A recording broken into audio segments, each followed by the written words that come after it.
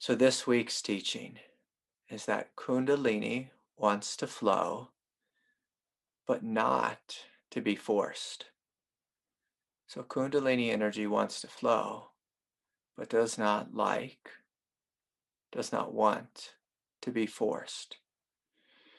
Now, one of my major complaints with the way Kundalini yoga is taught, especially in the West, is there's a great emphasis on forcing the energy up the spine through pranayama. Now, if you grew up in a monastery setting, if you had a daily, 4-hour period of silent meditation where you're first connecting with peace and stillness, and you've prepared the body, for years and years, if not decades, then pranayama might be a great practice for you to do. But for the rest of us who were not born into a monastery, who did not spend 4 hours a day in meditation, just connecting to silence and connecting to peace, a pranayama is mostly going to be not helpful. With the one caveat here, unless it comes to you spontaneously and intuitively. And so let's speak about that. I'll circle back to that. So many people, the mistake they make, maybe perhaps the reason they're here today, is because they artificially awoke their Kundalini. They forced it to open through doing intense pranayama breathing. And so for those of you who aren't familiar with pranayama, like a breath might be breath of fire, where we're going, it's a really intense breath. And when you do that, what it does is it floods your nervous system with prana. It floods it with chi. And so there's a lot of energy that's being sent through your spine. And you can start to have pretty profound spiritual experiences, which may seem like, oh, wow, this is good. I'm 21 years old. I just started pranayama yoga. And on my first day of doing the pranayama practice, I'm feeling super high, and this is wonderful. But, if you force it open too much, too quickly, you can force your Kundalini to awaken in a way that's very overwhelming, where your body's not prepared for it, and can lead to all kinds of great difficulties, real intense headaches, migraines, overwhelming anxiety or panic attacks, these types of things. And so I don't recommend intense pranayama, especially with the multiple locks where you're, opening and closing the bandhas and this and that. I don't even want to go into it because it just tends to create confusion in the nervous system. Another way that people force their energy centers open or force the energy to flow is through taking psychedelics. And one of the things that psychedelics do is they artificially relax your nervous system just really deeply and fully, basically removes the superego out of the equation, which in theory is a good thing. But Kundalini, sometimes it just seizes upon an opportunity. So if all of a sudden you've taken ayahuasca or LSD or psilocybin, and you find yourself ridiculously, open, like the body's so open, and the Kundalini might just say, oh, I'm going to just start flowing. And it might flow with great intensity. And so in a sense, you forced your body open, and the Kundalini took that for a moment to flow and to awaken. And that may be a time when you're not, you weren't expecting this. You weren't ready for this. I've worked with many, many individuals who've taken a substance, and then their Kundalini prematurely awoke. And then they're just stuck for years afterwards with what they call like chronic or persistent panic or anxiety feelings. The LSD stopped after the 12-hour period, but then they're just stuck with this energy going like this, and they call it anxiety. And sometimes it is anxiety, sometimes it's Kundalini, sometimes it's a mix of both. And so what I recommend is a different approach. And the approach is, if your Kundalini has awoken, we're not going to try to pour gas on the fire through pranayama. But what we are going to do is I'm going to teach you a breath today, a visualization, where you're gently guiding the energy to flow through all 7 chakra centers, up the spine, out the top of the head. And it's gentle guiding, it's not forceful.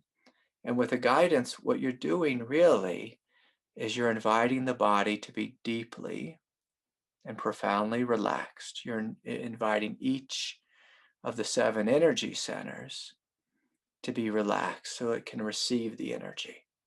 So for some of you, you may have the energy stuck in your forehead, which is a common place for it to get stuck. For some of you, the energy may get stuck in the upper chest and the throat. And you might feel this, just like this pressure here in the throat. For some people, it gets stuck in the heart. For some people, it's stuck in the belly.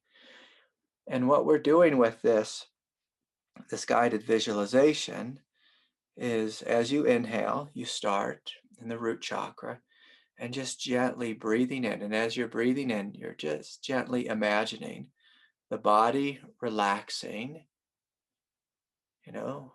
the chakras relaxing and receiving, and the Kundalini gently flowing through the chakras up, out the top of the head, and then pouring down like a shower on the exhale. And then as you breathe in again, gently guiding the energy up the spine. And again, the key word here is gentle. It's not forceful.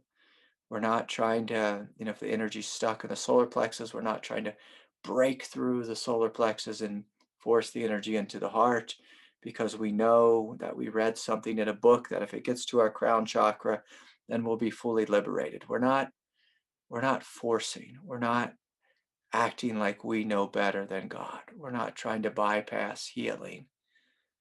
We're just inviting the whole body to relax. So for some of us, maybe we've never had the Kundalini in our heart. Maybe the Kundalini doesn't know it's welcome in the heart. Maybe our throat has been so closed since childhood, that it wasn't even a possibility for the Kundalini to flow into the throat chakra. And so with this meditation, we're just gently guiding the energy to flow. Again, not forcing. And so I'm going to invite each of you just to close your eyes right now and just to bring awareness into the pelvis.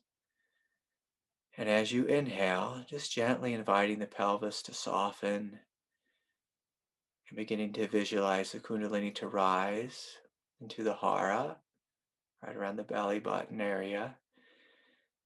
Relaxing the hara, relaxing the solar plexus, the heart, the Kundalini just flowing up the spine through the central channel, through the throat chakra, through the third eye, out the top of the head, and then pouring down like a shower on the exhale. And then again, as you inhale, just gently guiding the chakras and the body to relax. And correspondingly, the energy is flowing up through the spine, through the central channel, through the throat, through the space of the third eye, out the top of the head. And with an exhale, just pouring down, like almost showering down all over the entirety of the body, relaxing the body.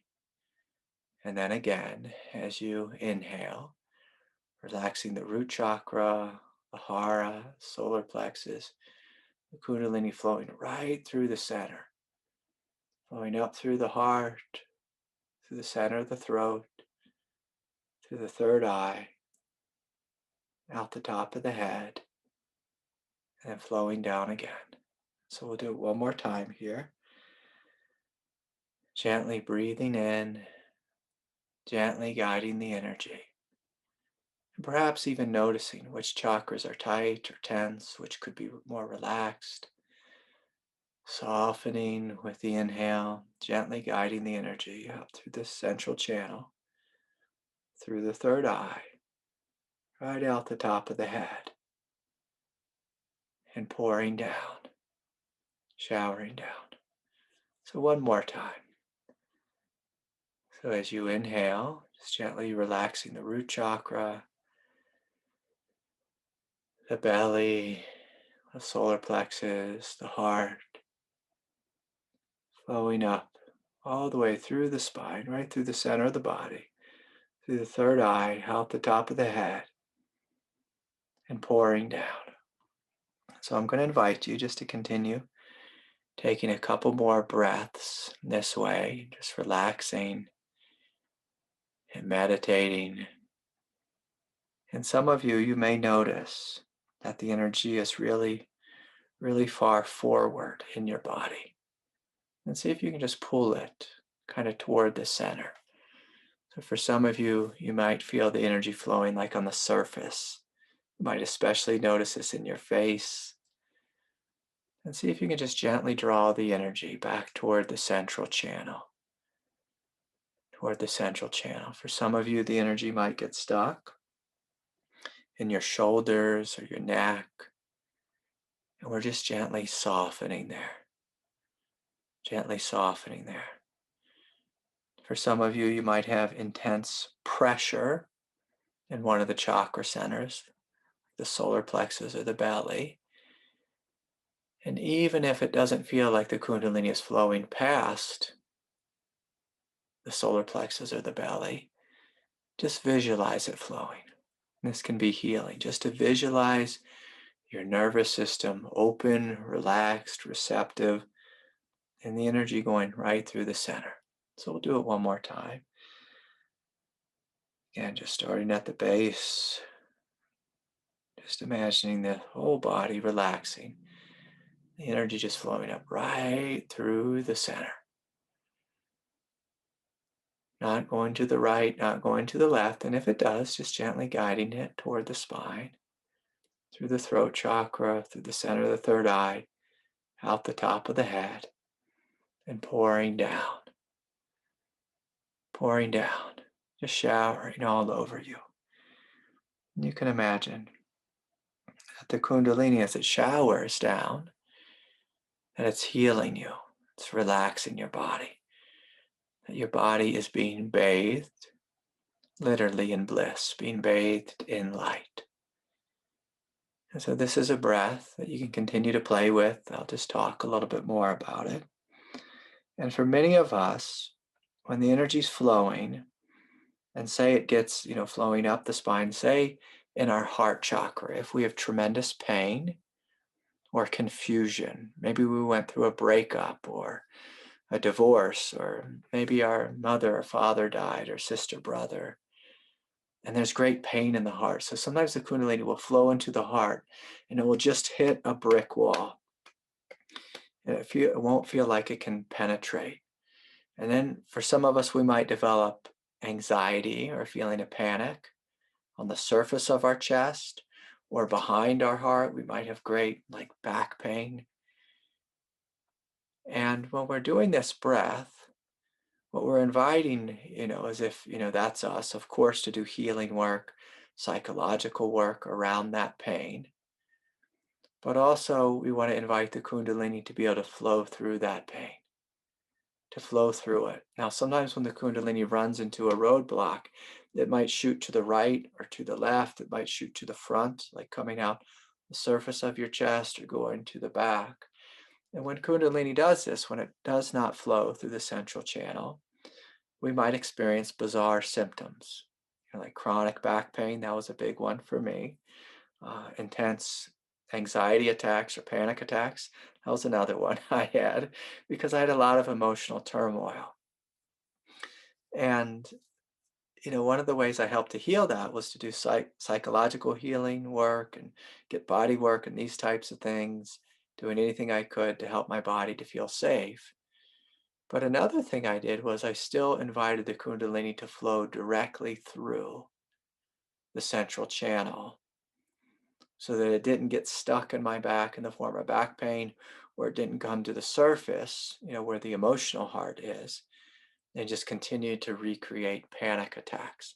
So I just gently guided it toward the center and to continue to flow through a meditation like this. Now, for most of us, If the Kundalini is feeling really stuck, or if it's feeling numb or feeling dead, I encourage you to do this practice for anywhere between 5, say, to 15 minutes a day. I don't really, I normally recommend you meditating for an hour each day and doing, a good half hour of yoga each day, if you can pull that off with your busy schedule. But in regards to any type of visualization, like the one I'm just offering you, I wouldn't recommend doing it for more than 15 minutes.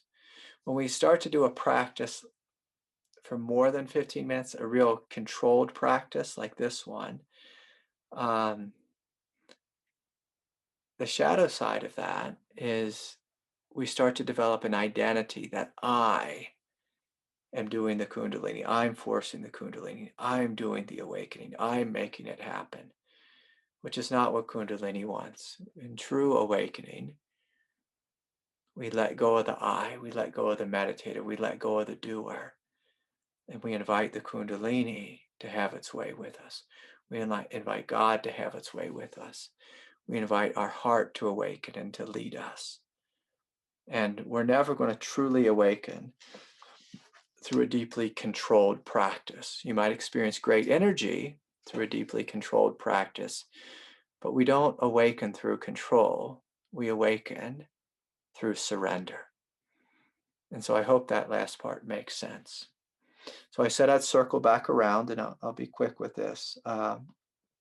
There's times, just like when you're sitting in meditation, your body might spontaneously go into Kriya, it might spontaneously go into Mudra.